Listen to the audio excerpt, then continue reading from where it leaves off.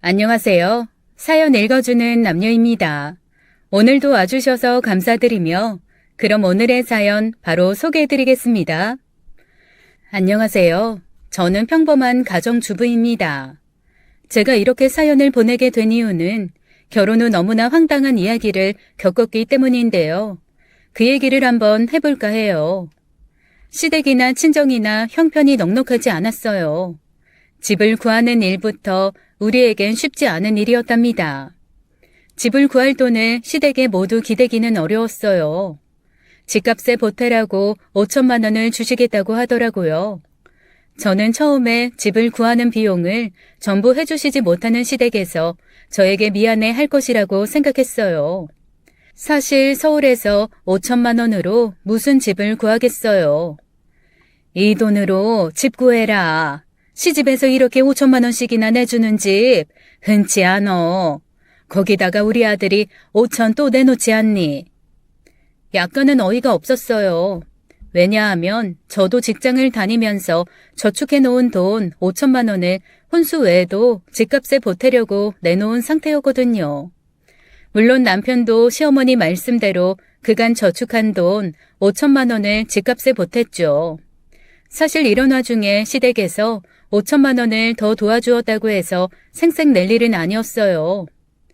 5천씩이나 집값 주기로 했으니 예물도 남보기 부끄럽지 않게 해라. 알다시피 네 시아주번이 될 사람 제치고 먼저 하는 결혼이야. 미안하게 생각해야지. 아버지 형제가 많으셔서 친척이 많다. 그분들한테도 인사치레는 해야 돼. 요즘 세상에야 어디 시집에서 집값에 보태라고 돈 주니? 새아기 너 그동안 직장 다녔다면서 그 기간이면 1억은 모아서 왔어야 하는 것 아니냐? 아무튼 시어머니는 5천만 원을 내주시면서 온갖 생색을 다 내시더군요. 아무리 형편이 넉넉치 않은 상태라고는 하지만 좀 심하다 싶은 생각이 들었지만 그저 아무 말 않고 받아서 결혼 준비를 계속했어요. 그렇게 남편 5천, 저 5천, 시어머니 5천 보태서 1억 5천만 원짜리 작은 아파트라도 전셋집을 구하기로 했죠. 시댁에서 5천만 원을 약속하시면서 온갖 생색을 다 내실 때 기분은 안 좋았지만 신혼살림을 생각하면서 집을 보러 다니는 일은 어쨌든 행복했어요. 그런데 남편이 갑자기 뜬금없는 말을 꺼내더군요. 우리 말이야. 집 1억 4천으로 구하면 안 될까? 갑자기 사정이 좀 생겨서 그래. 그게 무슨 말이에요? 1억 5천으로도 사실 집 구하는 거 쉽지 않잖아요. 그런데 거기서 1천만 원을 더 깎으면 어떡해요? 도대체 이유가 뭔데요? 이렇게 1천만 원을 더 깎아야 하는 이유를 묻는 저에게 남편은 얼른 대답을 못하고 우물쭈물 하더라고요. 나중에 다 얘기해 줄게. 그냥 1천 더 깎아서 1억 4천으로 집 구하자. 그냥 조금 차이 날 뿐이잖아. 그렇게 하고 열심히 저축해서 더 큰 집 마련하면 되지 않겠어? 이번에 사정이 있겠거니 하고 넘어가줘. 이런 말을 하게 돼서 정말 미안해. 남편의 모습은 뭔가 절실하고도 진실해 보였어요. 남편은 평상시 성실하고 착실한 사람이었답니다. 직장에서 아주 많은 월급을 받는 것은 아니었지만 할 수 있는 한 착실하게 저축을 해온 사람이었죠. 남편은 그 돈이 적든 많든 저축을 착실하게 해서 집을 구하는데 보태고 있었어요. 그러면서 5천 내놓고 생색은 있는 대로 내시는 시어머니와는 달리 1천만 원 더 깎아 집을 마련하자고 하면서 저에게 미안해했기에 일단 믿고 남편 말대로 하기로 했죠. 어쨌든 이렇게 저렇게 해서 서울의 변두리에 작은 방이 둘 딸린 다세대 주택을 전세로 구할 수 있게 되었어요. 그나마 싸게 나온 집을 얼른 우리가 계약해서 만들게 된 집이었죠. 친정어머니가 해주신 혼수를 여기저기 예쁘게 집에 배치해놓고 최대한 가능한 대로 인테리어라는 것을 해놓고 나니 내가 정말 결혼을 하는구나 하는 실감도 났어요. 작지만 이 집에서 시작될 새 생활에 대한 기대에 부풀었죠. 그런데 착실하게 결혼 준비를 해가는 중에 1천만 원을 깎아 집을 구하게 된 좀 특별한 이유를 알게 되었어요. 엄마, 나 자취방 이사 가는데 사실 1천만 원 더 보태주신 거 가지고는 그렇게 넉넉한 거 아니에요. 간신히 구하기는 했어요. 그런데 아무리 혼자 지내는 자취방이라고 하지만 너무 자꾸 초라하단 말이야. 시댁의 예물 문제로 시어머니와 의논을 하러 남편 될 사람도 없이 혼자 갔다가 우연히 듣게 된 이야기였습니다. 남편이 깎자고 한 그 1,000만 원의 용도를 제가 알게 된 순간이었죠. 동생도 아니고 형이 동생 결혼하는데 보태주는 것은 고사하고 집을 구하는 데서 1,000만 원을 가져갔다는 데야 기분 좋을 사람이 어디 있겠어요. 기분이 좀 그렇더라고요. 그렇다고 그 자리에서 왜 그러셨어요? 너무하신 거 아닌가요? 할 수야 있나요? 그저 못 들은 척하고 넘어갈 수밖에요. 예물 친척들한테 얼굴 들게끔 준비하고 있는 거니? 우리 집에서 처음 있는 결혼이야. 집값에도 그만큼 보탰으니 착실하게 준비하고 있을 줄 안다.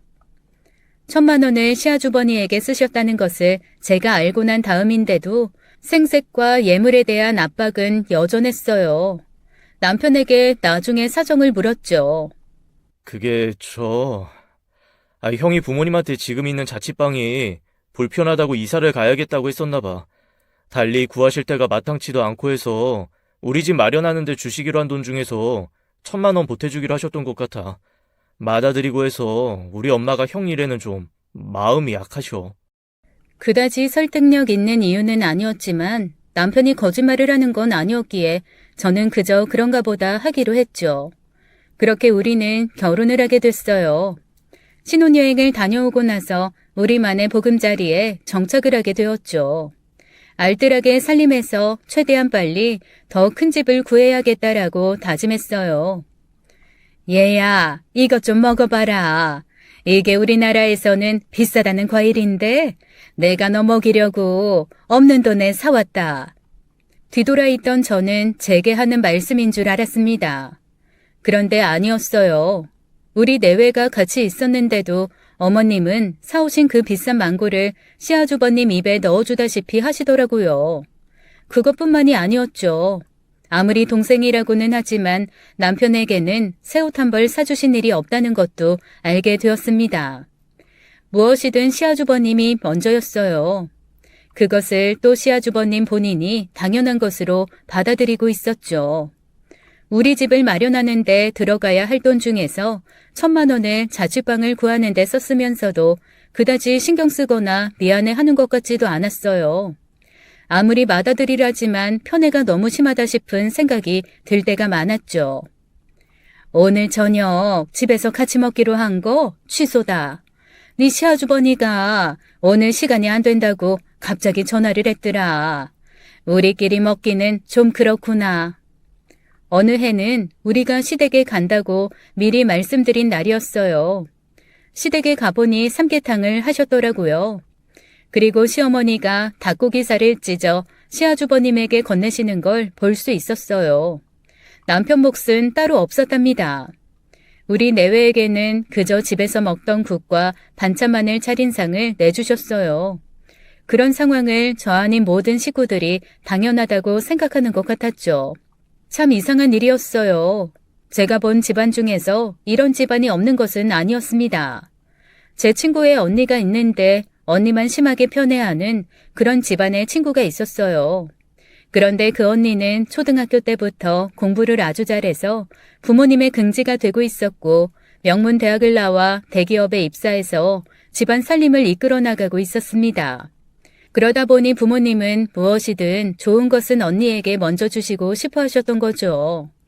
사실 그런 차별도 그다지 기분 좋은 것은 아니겠죠. 그래도 그럭저럭 이해가 갈 만한 차별이겠다 싶은 생각은 들었어요. 그런데 우리 시아주버님은 맏아들임에도 불구하고 그런 사람이 아니었습니다. 결코 동생보다 잘나거나 성실한 사람이 아니었어요. 직장도 여기저기 바꿔가면서 또 돌아다니고 저축 한 푼 없이 버는 것은 그때그때 써버리는 그런 사람이었죠. 남편에게서 들은 이야기지만 시아주버님은 시부모님이 결혼하신 후 오랫동안 아이가 없다가 어렵게 얻은 맏아들이라고 했습니다. 그리고 2살 터울로 남편이 태어났다고 하더라고요. 그리고 시아주버님은 태어난 후에 어렸을 때 몸이 약했다고 했습니다. 지금이야 건장한 장정이지만 어릴 때는 코피도 많이 흘리고 허약했다더군요. 그런 이유로 시아주버님은 시어머니의 아픈 손가락이 되었다는 것이었어요. 무엇이든 시아주버님이 바라시는 것은 해주시려고 하셨고 동생인 남편에게도 그 여파가 있었다는 것을 알게 되었습니다. 사실 남편은 저보다는 더 월급을 많이 주는 회사에 다니고 있었고 낭비벽이 있거나 불성실한 사람이 아니었어요. 더 많은 저축을 할 수 있었지만 시아주버님의 자취방을 구하고 늘리는데도 그때마다 시어머니는 남편에게 손을 벌렸고 남편은 그걸 거절할 수 있는 처지도 아니었다고 했어요. 게다가 또 하나 눈살이 찌푸려지는 일이 있었습니다.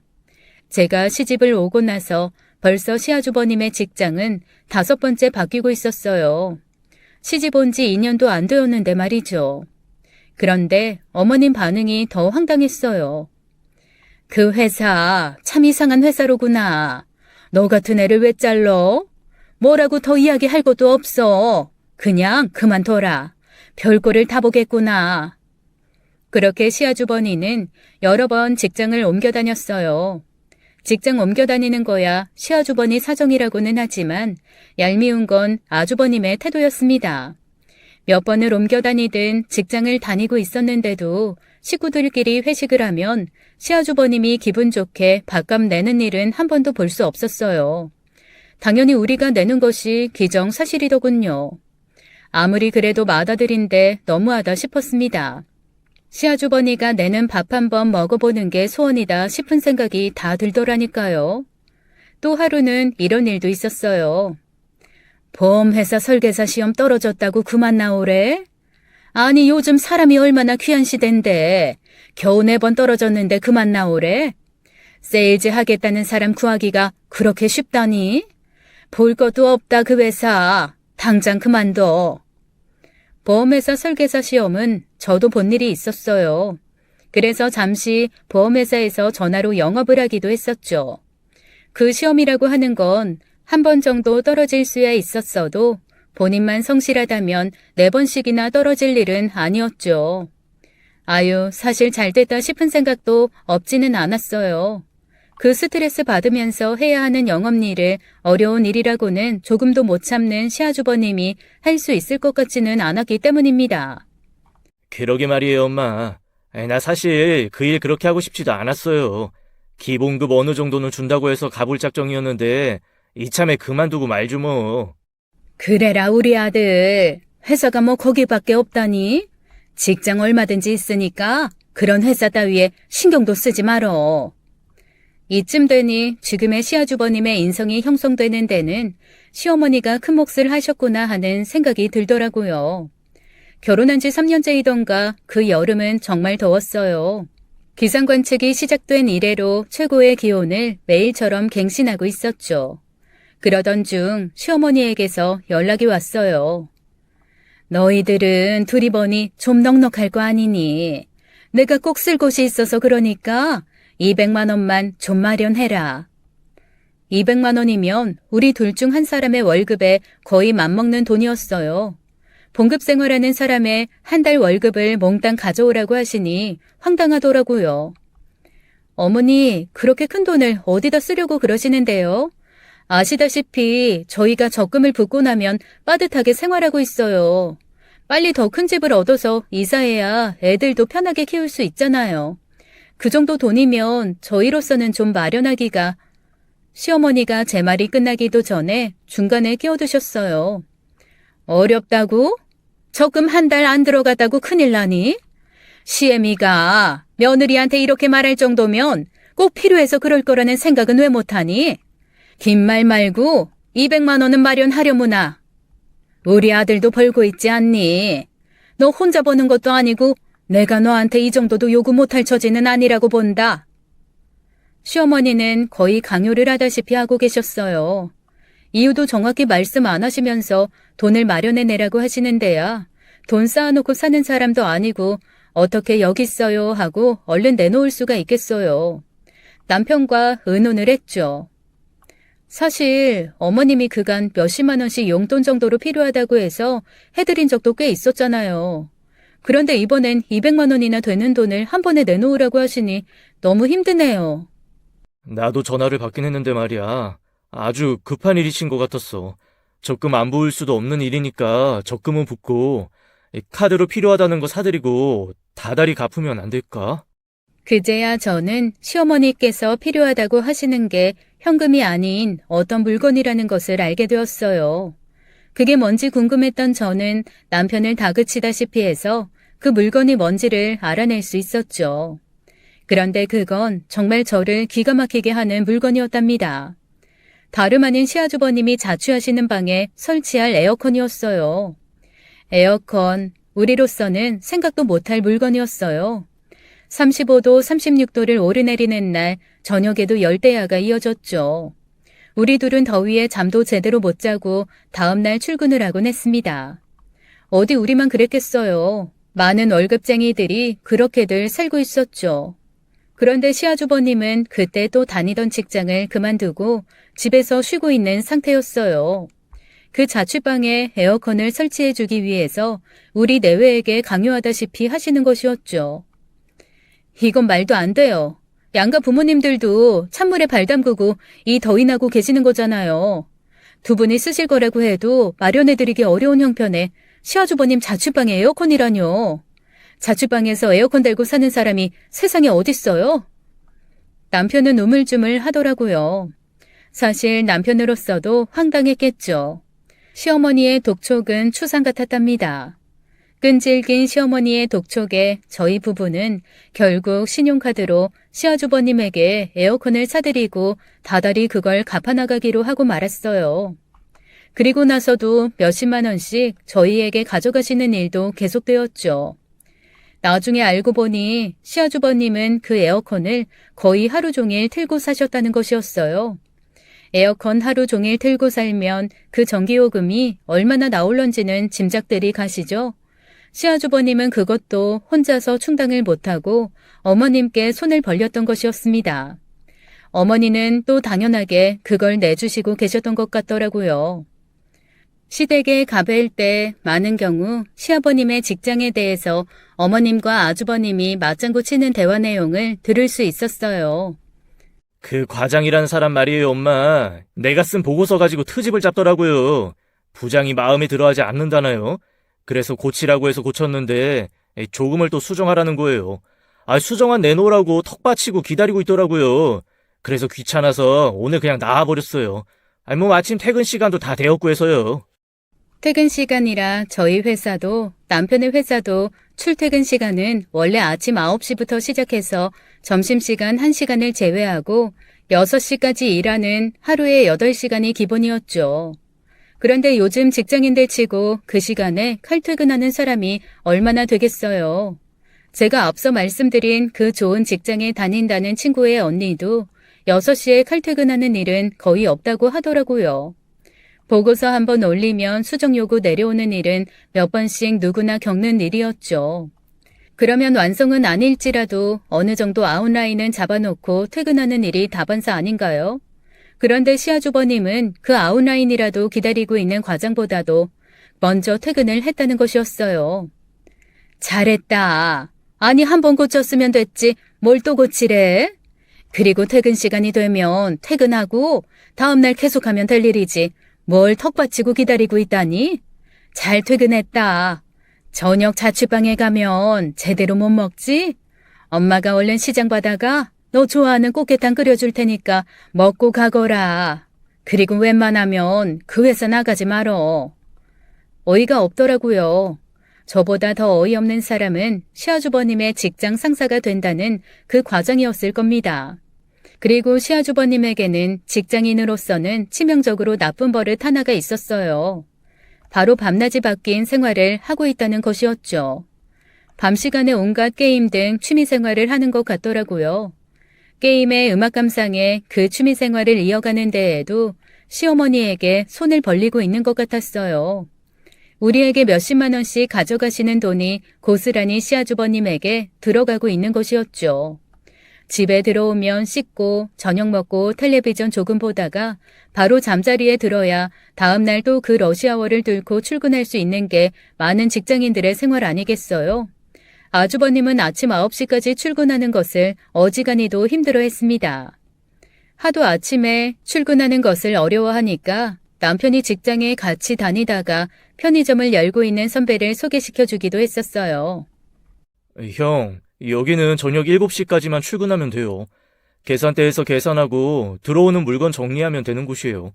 야간이라 여직원을 쓰긴 좀 그렇고 해서 남자 직원 구한다고 하기에 형 생각이 나서 얘기했는데 이력서 가지고 오래요. 다음날 아침 7시까지 근무하는 건데 야간 수당 붙어서 임금도 적지 않아요. 한번 해봐요, 형. 나 그 편의점 때려치웠다. 야, 네가 나를 어떻게 봤는지 모르겠지만 나 책상에서 펜대 굴리는 사람이야. 계산대 정도야 할 수 있고 물건 정리야 일주일에 한 번 정도 하면 되는 일인 줄 알았지. 그런데 물건이 매일 들어오더라. 그걸 또 장부에 일일이 적어야 하고 말이야. 너 이 일을 이 형한테 하라고 소개한 거냐? 나 기분 별로 안 좋다. 뭐 아무튼 그만뒀으니 그런 줄 알아. 뭐라고? 그런 직장을 제대로 알아보지도 않고 형한테 소개를 했어? 둘째 너 도대체 무슨 마음을 먹은 거니? 네 형이 어떻게 그런 일을 해? 계산 정도야 할 수 있겠지만 물건 치고 나르라니 그게 말이 되니? 너 형을 우습게 하는 거야? 이 지점에서 제가 다 화가 나더라고요. 건강한 장정이 왜 그런 일을 못하나요? 사실 야간 편의점에 가보면 여성들도 많이 있죠. 여자들도 할 수 있는 일을 건강한 장정이 못한다니 말이 되나요? 그리고 펜대만 굴리는 사람이라는 것은 어디서 나온 자신감인지 알 수가 없더라고요. 저도 모르게 한 소리하고 말았습니다. 아주버님, 어차피 밤에 안 주무시는데 그 시간에 일하시면 좋잖아요. 그리고 들어오셔서 푹 주무시면 되시는 일이고요. 이 사람 소개가 아니더라도 그 시간에 사람 구하는 편의점 많아요. 아주버님 아침에 일어나시는 거 힘드시면 그런 데가 괜찮으실 거예요. 조금만 참고 일하시다 보면 금방 적응되실 거고요. 시어머님은 그야말로 불같이 화를 내시더라고요. 며느라기 너 지금 뭐라고 했니? 네가 감히 시아주버니 직장일에 관여하는 거야? 너더러 누가 네 시아버지 취직하는데 도와달라고 하기랬니?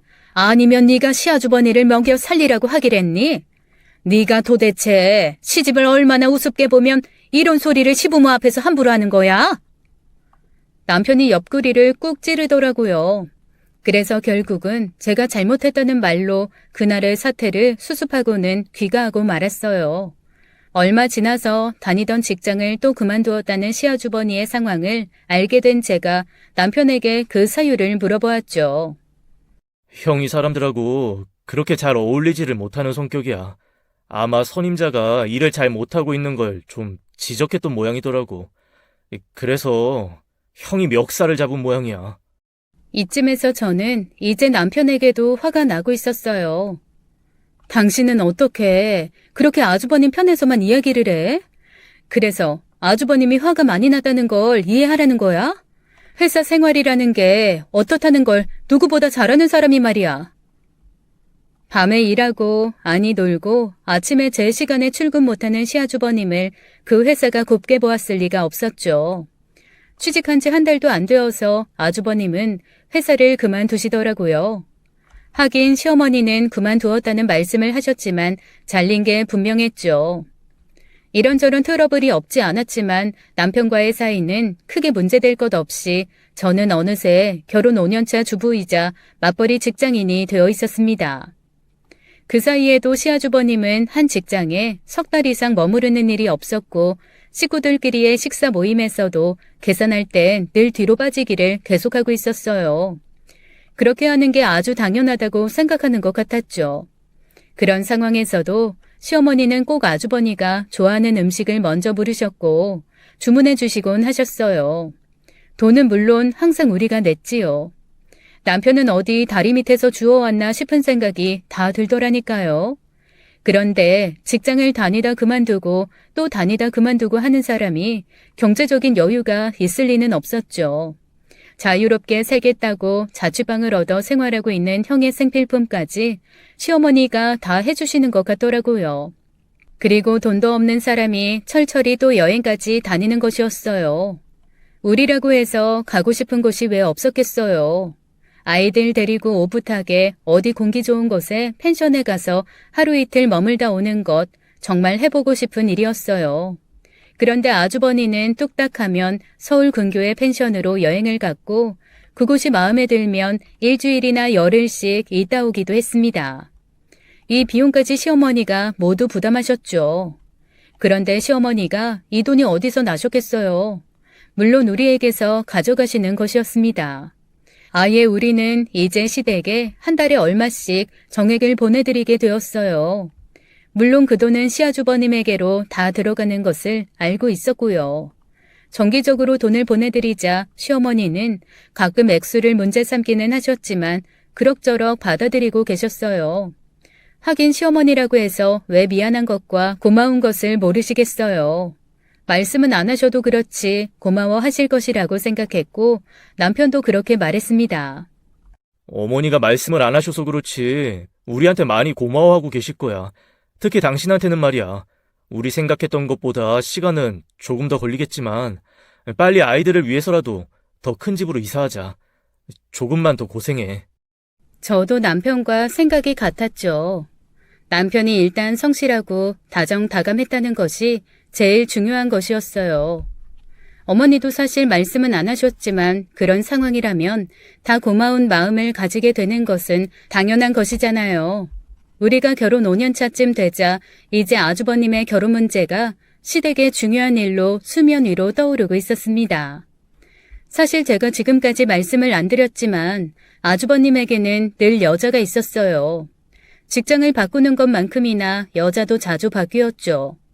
그런데 솔직히 시아주버님의 생활상을 보고 제정신 박힌 여자들이 붙어 있을 리가 있겠어요? 사귀는 여자라고 해서 시댁에 데리고 온 여자들은 여럿이었지만 그 여자 쪽에서 끝내거나 무슨 이유인지는 모르겠지만 아주버님 쪽에서 끝내거나 해서 결혼이 이루어질 기미는 보이지 않고 있었어요. 그런데 오늘 이 여자하고 헤어졌다 싶으면 바로 며칠 후에 새 여자와 만나고 있곤 하더라고요. 그 성실하지 못한 생활에 더하여 여자가 없으면 또 못 사는 스타일이더군요. 그런데 좀 오래 사귄다 싶으면 영락없이 조금은 이상한 여자들이었어요. 야, 나 사귀는 여자가 있는데 말이야. 이 여자가 명품 가방을 꼭 갖고 싶어 하더라고. 구찌 제품인데 이 여자가 꽤 미인에다가 품위가 있거든. 하나 사달라고 하는데 말이야. 왜 남자친구들이 그런 명품 가방 하나쯤은 꼭 사주잖아. 나도 하나 사주고 싶은데 네가 좀 도와주라. 남편한테 이런 요구까지 했다는 것을 어느 날 알게 되었죠. 시어머니의 독촉이 또 거의 사람을 마르게 하는 것이었고 남편은 또 신용카드로 긋고 가방을 사서 형에게 주었다는 이야기를 들었습니다. 그런데 에어컨값보다 더 비싼 명품 가방을 받은 그 여자는 그 선물을 받은 이후로 이리저리 시아주버님의 연락을 피하더라는 것이었어요. 결국은 전화번호까지 바꾸고 시아주버님과 연락을 끊어버리더래요. 월급쟁이로는 생각하기도 힘든 500만 원이 넘는 가방 하나를 뜯어내고는 사라져버린 것이었어요. 그 부담이 고스란히 우리 가게로 돌아왔죠. 저와 남편은 어느새 아주버님 문제로 부부싸움을 하고 있었습니다. 전혀 아무것도 문제될 것 없는 가정에 시아주버님 문제가 싸움의 주제가 되고 있었죠. 그런데 이것은 빙산의 일각이었어요. 사귀는 여자가 자기 집안에 꼭 필요한 돈이라며 시아주버님에게 돈을 좀 빌려달라고 했었대요. 여자를 사귈 때마다 집으로 데려오기는 하지만 결코 결혼까지 가는 일이 없는 시아주버님. 이 여자도 집으로 데려와서 인사를 시켰고 우리 부부도 이 여자를 만날 수 있었죠. 미인에 꽤 부티가 흐르는 여자더라고요. 저런 정도의 여자가 왜 우리 아주버님 같은 사람을 만날까 하고 속으로 혼자 생각했답니다. 그런데 시아주버님은 여기저기서 빚을 내어 5천만 원이나 되는 거금을 이 여자에게 건넸대요. 5천만 원이라뇨. 세상에. 그중에는 이자를 꽤 주어야 하는 돈도 포함되어 있었던 모양이더라고요. 시어머님은 아주버님을 도와주시기 위해 또 우리에게 손을 벌리셨어요. 아무튼 시아주버님은 우리 집안의 문제거리였습니다. 아유, 큰애가 너무 안 됐다. 큰애만 생각하면 눈물이 나서 못 살겠다. 왜 이렇게 결혼이 안 되는지 말이야. 그런데 다행스럽게도 이번에는 집안에 필요한 돈 해결해 주었으니 곧 결혼 얘기가 있을 것 같구나. 아가씨가 우리 아이하고 어울리게 꽤 미인인데다가 부티나지 않든 마음에 드는 애야. 당장 필요하다고 해서 5천을 해주긴 했지만 집안에 재력도 꽤 있다고 들었다. 그 5천은 그대로 결혼 비용으로 쓰자고 했다더구나. 결혼이 이래 깨지고 저래 깨지고 해서 안쓰러웠는데 얼마나 다행인지 모르겠다. 그런데 곧이어 날아온 것은 시아주버님의 결혼 소식 대신에 어느 날부터 그 여자와 연락이 안 된다는 소식이었어요. 돈을 5천만 원씩이나 빌려주었는데 말이에요. 즉 5천만 원을 꿀꺽하고 사라져버리고 만 것이었죠. 그러면 그렇지. 제대로 된 여자가 시아주버니 같은 사람에게 붙어있을 리가 없지. 이렇게 생각할 수밖에 없었어요. 그래도 어쨌든 세월은 흘렀습니다. 그 사이에도 시아주버님은 직장도 여자도 이리 바꾸고 저리 바꾸면서 살고 있었죠.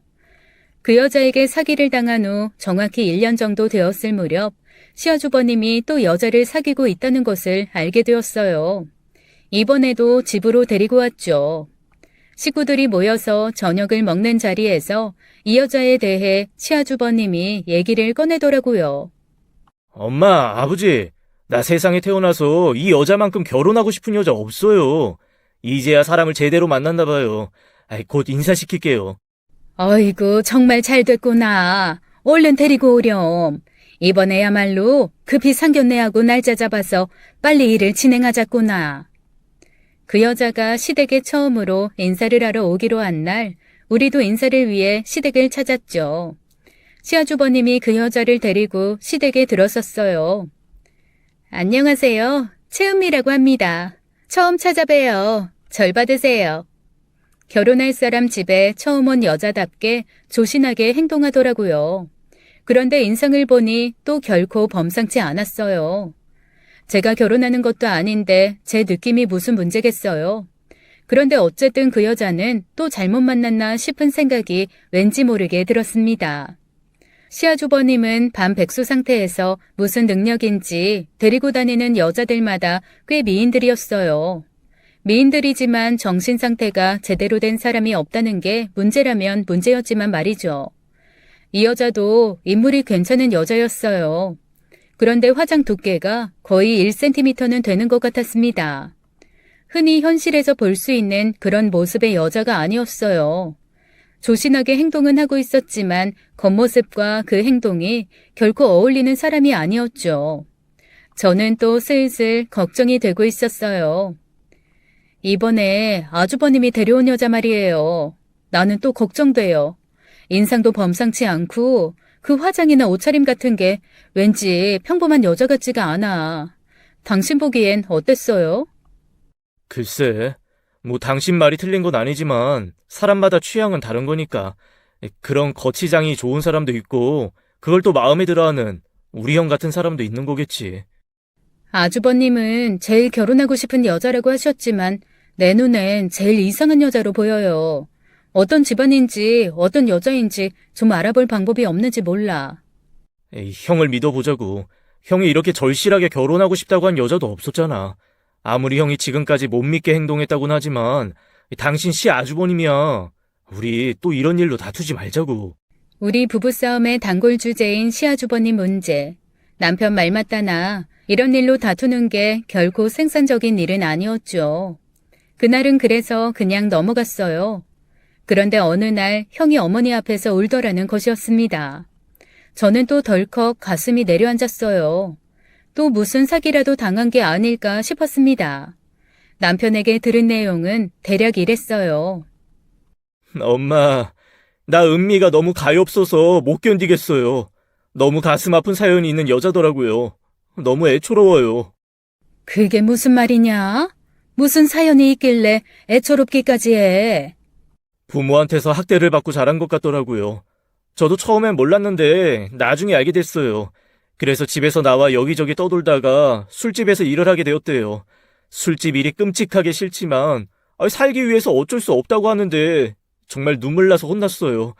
조금이라도 빨리 결혼해서 술집 일 정리하게 해주고 싶어요. 아이고, 아주버님 일이 그러면 그렇죠. 평범하게 흘러갈 리가 있나요? 그래도 어쨌든 학대를 받고 자라다는 것은 가슴 아픈 일이었어요. 집을 나올 정도였다니 학대가 심했나 보다 싶은 생각도 들었죠. 그런데 솔직히 말이죠. 일자리가 꼭 술집밖에 없었을까요? 옛날처럼 한 직장에서 오래 일하는 시대는 아니지만 일을 가리지만 않는다면 이 일 저 일 어쨌든 할 일은 많은 그런 시대잖아요. 단순하게 식당에서 서빙을 할 수도 있는 일이고 자격이 된다면 회사에서 사무직으로 일할 수도 있는 일이고요. 몸만 건강하다면 편의점 같은 곳에서 건전하게 일할 수도 있는 일 아니겠어요? 그런데 왜 꼭 술집이어야 했을까요? 바로 이 지점에서 저는 이해가 안 가더라고요. 아주버님은 술집에 나가는 게 끔찍해도 싫은데 계속 나가야 된다는 게 마음이 아프고 애처롭다고 했지만 저는 그게 결코 애처롭다는 생각이 들지 않았습니다. 과연 싫다는 사람이 이런 시대에 계속 술집에서 일해야만 하는 것이었을까요? 그런데 제가 더 놀란 것은 그런 시아주버님의 호소에 대한 시어머니의 반응이었어요. 뭐? 술집에서 일하는 아가씨라고? 그건 안 된다. 그건 큰애 너하고 절대로 안 어울려. 우리 집안에 웃음 팔고 몸 파는 여자를 들일 수는 없다. 시어머니가 처음으로 시아주버님이 하는 일에 반대를 하신다는 점에서 저는 그만 놀라고 말았던 거죠. 더구나 집안일에 대해서 시어머니에게 맡겨두고 그저 과묵하시기만 하셨던 시아버지도 이 일에 대해서는 의견을 분명히 하셨어요. 두말할 거 없다. 그 여자 빨리 정리해라. 아이, 그런 여자는 안 돼. 절대로 허락할 수 없으니 큰애 니가 단념해라. 저 절대로 이 여자 정리 못해요. 이 여자하고 살 테니 둘째 결혼할 때처럼 집 보증금이나 좀 마련해 주세요. 둘째는 4천이나 주셨으니 저는 8천이나 1억쯤 해주세요. 시아버지가 전에 없이 강력한 태도를 보이고 계셨죠. 네 엄마 믿고 네 문제에 대해서 이런저런 얘기를 안 했다만 이번 일에는 절대 그냥 넘어갈 수 없다. 보증금 단 한 푼도 마련해 줄 수 없다. 아이, 그런 여자하고 결혼을 한다고? 나 그 아가씨 첫인상도 아주 마음에 안 들었어. 이 자취방에 축치고 있든 그 돈을 빼서 결혼을 안 했으든 참견 안 하겠다만 이 집에 발길 끊어라. 시부모님의 한숨은 날이 갈수록 커지셨죠. 하지만 그 반대를 결코 거둬들이지는 않으셨어요. 정말 생전 처음으로 시아주버님은 자신이 하려는 일에 대해서 집안의 반대를 겪고 있는 것이었답니다. 아주버님은 그 후로도 여러 번 부모님을 졸랐어요. 하지만 이번에야말로 부모님은 꿈쩍도 않으셨답니다. 일이 안 될 것이라고 판단했던지 아주버님도 더 이상 조르지 않더라고요. 그런데 어느 날 아주버님이 연락두절 되셨습니다. 전화를 받지 않는 건 물론이고 찾아가 보니 자취방도 빼버렸더군요. 보증금이라도 얻어낼 생각을 하다가 한 푼도 못 건지고 쫓겨나다시피 하자 연락을 끊어버린 것 같았어요. 시어머니의 걱정은 끝이 없으셨죠. 그렇게 거의 1년 가까이 아주버님과 연락이 되지 않고 있었어요. 남편은 시름에 겨운 부모님 대신 여기저기 연락을 해보면서 아주버님을 찾고 있었습니다. 그런데 그러던 중 전혀 엉뚱한 일로 시아주버님의 근황을 알게 되었어요. 아주버님으로부터 연락이 끊기고 나서 거의 1년 가까운 어느 추석날이었습니다. 우리는 추석을 지내기 위해서 시댁으로 갔어요. 그런데 시부모님이 뭔가로 마음고생을 많이 하신 듯 얼굴이 어두워 보이셨습니다.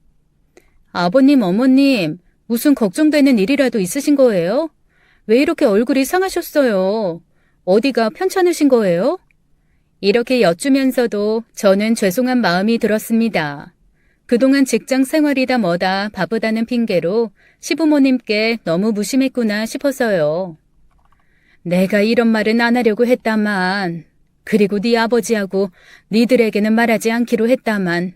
그만둬. 애들이 알아봤자 아무 도움도 안 되는 일을 뭐하러 얘기를 해. 애들까지 속 시끄럽게.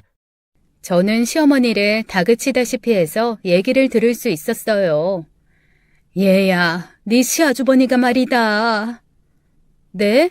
이 사람이 아주버니 계시는 곳 계속 찾고 있었는데 연락 받으신 거예요?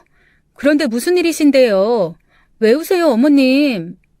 어머님은 웬 서류 한 통을 우리 앞에 내미시면서 한탄을 하셨어요. 열흘쯤 전에 이런 서류가 집으로 날아왔다. 큰애가 결국은 그 아가씨하고 결혼을 했었나 보더라. 자취방에서 지내고 있었지만 집 주소는 시댁으로 되어 있었던 아주버님에게 가정법원에서 보낸 서류더군요. 서류를 펼쳐보니 아주버님을 피고로 하고 최은미라는 사람이 원고로 되어 있는 이혼소송 소장이었어요.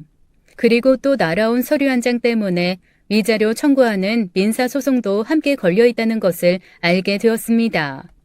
청구되어 있는 위자료도 적은 액수는 아니더군요. 명절을 보내는 둥 마는 둥 집으로 돌아왔고 남편은 어떻게 된 사정인지를 알기 위해서 다음날 회사에 월차를 내고 법원으로 갔습니다.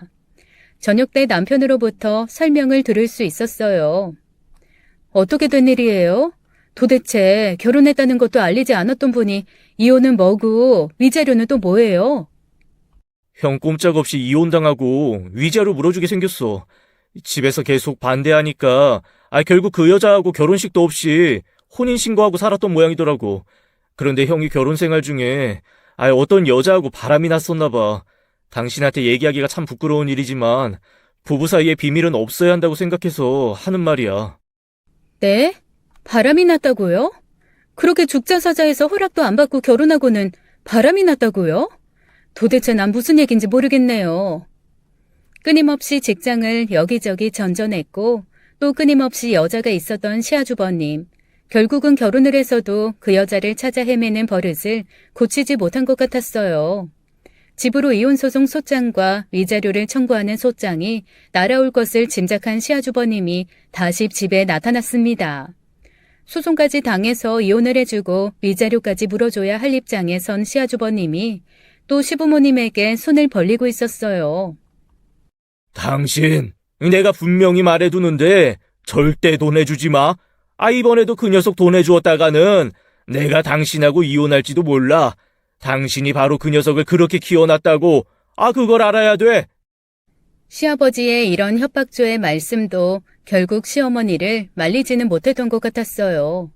결국 시어머니는 쌈짓돈 모아두신 돈과 친구들에게서 돈을 빌리셔서 3천만 원가량을 소송 비용을 내고 위자료를 주는 일에 충당해 주시고 말았죠. 그런데 시어머님은 그 다음에 기가 막힌 말씀을 우리에게 하시고 계셨어요. 너희들 결혼할 때 해준 4천만 원, 그거 갚아라. 너희도 그동안 저축하고 적금 붓고 했으니 그 정도 돈이야 갚을 수 있을 거라 생각한다. 어머니, 세상에 결혼할 때 집값으로 해주신 돈을 갚으라뇨. 그건 당연히 그냥 해주신 거 아니었어요? 원래는 그러려고 했다만 내가 네 시아주버니 문제로 친구들한테 돈 빌리고 그 중에서는 이자돈 나가는 것도 적지 않어. 그 돈 돌려줘야겠다. 어머니, 어떻게 이러실 수가 있으세요? 아주버님한테는 그렇게 아깝지 않게 쓰시면서 이 사람은 어디서 주워온 사람이에요? 아무리 저축을 해왔다곤 하지만 4천만 원이 옆집 애 이름은 아니잖아요. 저는 하도 서러워서 눈물까지 맺히더군요. 그동안 시집에서 남편이 받는 대접을 보고 서러웠던 일이 한꺼번에 터져 나오는 듯 했습니다. 처음으로 시부모님께 대들었어요. 그렇게 쪼들리신다면 훨씬 더 돈 많이 쓰신 아주버님께도 돈 받으세요. 저희한테만 돈 달라고 하시지 마시고요. 그건 못한다. 걔는 원래 몸도 약하고 일도 험한 일은 못하는 애야. 그런 애가 소송에 휘말리고 이혼당하고 얼마나 많이 마음이 상했겠니. 네가 지금 네 시아주버니에게 가서 돈 받아오라고 이 시애미한테 따지는 거냐? 키워놨으면 그만큼 효도할 줄도 알아야 하고 그렇게 키워놓은 내 아들하고 결혼했으니 너한테도 의무가 있다. 긴 말 말고 그 돈 갚아라.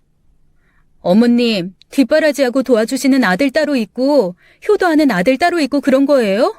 그런 일이 세상에 어딨어요. 그렇게 시어머니와의 언쟁이 오갔지만 저는 이번엔 끝까지 버티고 말았어요. 남편에게도 의사를 분명히 했죠. 만일 남편이 이 돈을 또 어머니에게 해드린다면 제가 남편과 계속 살 것인지를 고민해 보겠노라고 단호하게 얘기했습니다. 그런데 남편도 서러운 것은 마찬가지였고 그동안의 일 때문에 많이 지쳐있던 것 같더라고요. 아직은 아이들이 어려서 괜찮지만 조금만 더 자라면 방 2칸짜리 다세대 주택에서 계속 사는 것은 어려웠죠. 남편은 이번엔 제 말대로 해주었어요. 그렇게 잘 유지해왔던 시댁과의 사이가 소원해져 버렸답니다. 그저 1년에 한두 번 명절에 가서 절하고 밥 한 끼 먹고 오고 하는 정도로만 거리를 유지하고 지냈어요. 그런데 그렇게 몇 년이 지난 후에 그간 우리 내외에게 연락도 잘 안 하고 사시던 어머님에게서 전화가 왔습니다. 시어머니의 전화를 받고 그 내용을 들은 저는 기가 막혀서 그냥 실실 웃었어요. 시아주버님에게 또 새 여자가 생겼으니 결혼 비용을 마련해달라는 것이었죠. 너희 이사 가려고 돈 모아둔 거 있지? 그거 우선 네 시아주버니 결혼시키는데 써야겠다. 이사 뒤로 미루고 그 돈 가져오너라. 맞벌이로 먹을 것 안 먹고 입을 것 안 입고 오직 더 큰 집으로 이사해서 아이들 키울 생각으로 1억을 모아두었었어요. 지금 있는 돈 1억 4천과 1억을 합쳐서 방 3칸짜리로 곧 이사를 하려는 참이었거든요. 전세로 조금 더 큰 집을 얻거나 아니면 변두리로 나가 집을 살 생각도 하고 있었습니다. 그런데 그 돈으로 시아주버님 직구하는데 보증금을 내라뇨. 보증금이니 어차피 사라지는 돈은 아니지 않니? 네 시아주버니가 돈 벌어서 1억 모으면 그때 돌려주면 될 것 아니냐. 우리를 집으로 부르신 시어머니가 아주 애절하게 말씀하시더군요. 그리고 남편의 손을 잡고 눈물을 흘리시기까지 하시는 것이었어요. 저는 지난번 4천만 원권을 제 의견과 똑같이 처리해 주었기에 이번에도 남편을 믿고 있었습니다. 그런데 어머니가 하루 이틀도 아니고 아침 저녁으로 회사 앞에서 남편을 기다리시기도 하고 집으로 찾아와서 아예 눌러앉기도 하시는 등 그야말로 떼를 쓰고 계셨죠. 남편은 그런 어머니에게 질리기도 했고 또 어머니의 계속되는 눈물에 마음이 약해졌던 것 같더라고요. 우리 이번에 이사하는 것 좀 미루고 형 집 보증금 해주는 거 어떨까? 이제 형도 나이가 있어서 이번에 결혼 못하면 또 결혼 얘기 나오기가 어려울 것 같은데. 많이 계속 그러면 그 뒷바라지 결국 누가 하겠어. 그리고 어머니 말씀대로 보증금이 없어지는 돈도 아니잖아. 저는 저대로 그간 시어머니에게서 시달릴 대로 시달리고 있었어요. 여기에 남편까지 이렇게 말하자 저는 정말 원자폭탄처럼 폭발해버리고 말았죠. 더 이상 참을 수가 없었어요. 그리고 남편이 계속 그 눈물과 땀으로 이루어진 그 돈을 밑빠진 독 같은 아주버님에게 주자고 한다면 정말로 남편과의 관계도 달리 생각해야겠다고 생각하게 되었답니다. 우리 아이들을 위해서라도 말이죠. 마침 아주버님이 결혼할 새 여자와 함께 집으로 올 예정이니 와서 저녁을 준비하라고 시어머님이 제게 전화를 하셨어요. 저는 마음을 굳게 먹고 시댁으로 향했습니다. 그리고 예비 형님이 될 분께 조근조근 이야기를 꺼냈어요. 저희 아주버님 상사가 잔소리 한마디 한다고 선임이 뭐라고 한다고 직장 바로 뛰쳐나오시는 분인 건 아시죠? 네? 모르셨어요? 한 직장에 길어도 3개월 이상 다녀본 일 없으세요. 저번엔 이혼 소송까지 당했는데 그건 알고 결혼하시는 거죠? 뭐라고요? 위자료랑 소송 비용 다 물어주느라 3천 정도 들었는데 그것도 돈 없다고 해서 시어머니가 해주셨어요. 뭐 시어머니가 부자라서 해주신 게 아니라 친구들한테 돈까지 빌려가지고 처리해 주셨고요. 저희 아주버님 편의점 알바도 힘든 일이라고 못하시는 분이에요. 아마 아이들이 눈앞에서 굶어도 그런 일은 절대로 안 하실걸요? 그건 다 알고 결혼하시는 건 맞죠? 저는 마음을 굳게 먹고 준비해간 내용들을 더듬거리는 일 하나 없이 술술 이야기했습니다. 제 속에 다른 내가 들어있나 보다 싶은 생각까지 들더군요. 나중일이야 어떻게 됐건 속이 후련했어요. 시집이 발칵 뒤집혔죠. 시부모님과 아주버님은 당황해서 몸둘 데를 찾지 못했고 남편조차도 얼이 빠진 것 같았습니다. 이게 다 정말이에요? 당신 결혼했었다는 얘기 없었잖아. 당신 이혼남이었어? 나 이 결혼 못해. 새 여자는 그 길로 뛰쳐나가고 말았어요. 그 여자가 뛰쳐나가자 시집 식구들은 쓸데없는 이야기를 왜 했느냐고 노발대발했죠. 저는 뒤도 돌아보지 않고 아이들을 데리고 시댁을 탈출하다시피 나와서 집으로 돌아와 버렸어요. 조금 있으니 남편이 집으로 돌아오더군요. 그때는 정말 남편까지도 보기 싫었어요. 아무 말 없이 각각 다른 방에서 그 밤을 보냈답니다. 다음 날 아침 저는 남편이 일어나기를 기다려 분명히 말했어요. 지금부터 내 말 잘 들어요. 당신한테는 두 가지 선택의 길이 있어. 지금처럼 성실한 직장인으로 살면서 나와 아이들을 선택하든지 아니면 버는 것 아주버님을 위해 다 뜯기고 어머님 말씀에 휘둘리면서 살든지 분명히 해요. 나는 당신이 선택하는 데 따라서 내 선택도 할 거야. 사실 남편이 시댁 문제에 관해서 저한테 무슨 할 말이 있겠어요. 그저 미안한 일밖에 없었겠죠. 그걸 모른다면 사람도 아니라고 생각했어요. 저는 정말로 남편의 결정에 따라 혼자서 아이들을 키울 결심까지 하면서 남편에게 단호하게 얘기했답니다. 남편이 한참을 아래쪽만 바라보더니 입을 열었어요. 내가 우리 집 일에 대해서 당신한테 무슨 말을 할 수 있겠어. 정말 미안하다는 생각밖에 없고 그 일에 관해서라면 평생을 당신한테 사과하면서 살 거야. 그리고 나는 절대로 당신과 우리 아이들을 포기할 수 없어. 당신이 우리 집 식구들에게 질린 거 충분히 인정할 수 있지만 그렇다고 나까지 버리지 말아줘. 부탁이야. 남편은 결국 저와 아이들을 선택했습니다. 눈물이 다시 솟았어요. 저는 남편에게 눈물을 보이지 않으려고 허공을 바라보았지만 주책 없는 눈물이 결국은 주르륵 흘러내리고 있었죠. 남편이 눈물을 닦아주며 다시 말하더군요. 우리 집 일로 마음고생, 몸고생 심했던 거 나 다 알아. 그걸 모른다면 정말 내가 사람이 아니지. 나도 더 이상 우리 집 일로 휘둘리기도 싫고 또 그래서도 안 된다고 생각해. 그건 형을 더욱더 타락의 길로 몰아가는 길이 될 거야. 어머니가 어떻게든 마음을 바꾸셔야겠지만 분명히 말하지만 나는 당신과 아이들을 택할 거야. 우리는 서로 껴안고 한참을 같이 울었답니다. 그간 서러웠던 일이 우리 둘에게 참 많았죠. 그 서러움을 다 털어내듯 울어버리고 우리는 다짐했어요. 지금까지처럼 성실하고 착실하게 살자고요. 남의 도움을 바라지도 말고 일확천금을 노리지도 말고 하루하루 열심히 일해서 우리 애들 훌륭하게 키우자고 말이에요.